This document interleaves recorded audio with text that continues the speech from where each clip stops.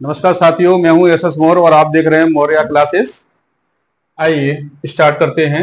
आप देख रहे हैं भारत का इतिहास, मौर्योत्तर काल। भारत में शक राज्य, जी हाँ, यवन राज्य के बाद स्थापित होते हैं भारत में शक राज्य। और भारत में जो यवन शासकों ने जो विजित क्षेत्र किया था, उन क्षेत्रों पर शकों ने कब्जा कर लिया। चलिए आज देखते हैं। भारत में शक 5 शाखाओं में विभाजित थे। जी हाँ, शकों ने 5 क्षेत्रों में अपनी शाखाएं फैलाई थी। नंबर 1 काबुल में, तक्षशिला में, मथुरा में, उज्जैनी में और नासिक में अपना प्रभुत्व स्थापित किया था। यानी कि हम कह सकते हैं कि शक जब आए तो उन्होंने अपनी 5 शाखाएं स्थापित की। चलिए, जी हाँ, ये बहुत ही महत्वपूर्ण पॉइंट है।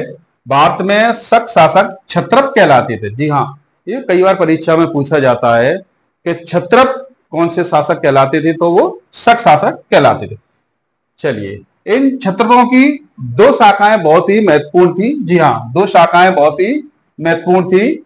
नंबर 1 उत्तरी क्षत्रप, जो कि शासन कर रहे थे तक्षशिला और मथुरा पर।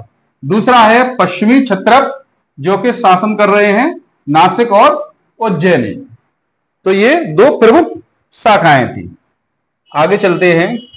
रुद्रदामन, जी हाँ, रुद्रदामन प्रथम 130 से 150 ईस्वी शकों के सबसे महान शासक हुए थे। और इनका जो अभिलेख है वो जूनागढ़ से प्राप्त हो रहा है। जी हाँ, जूनागढ़ गुजरात में है।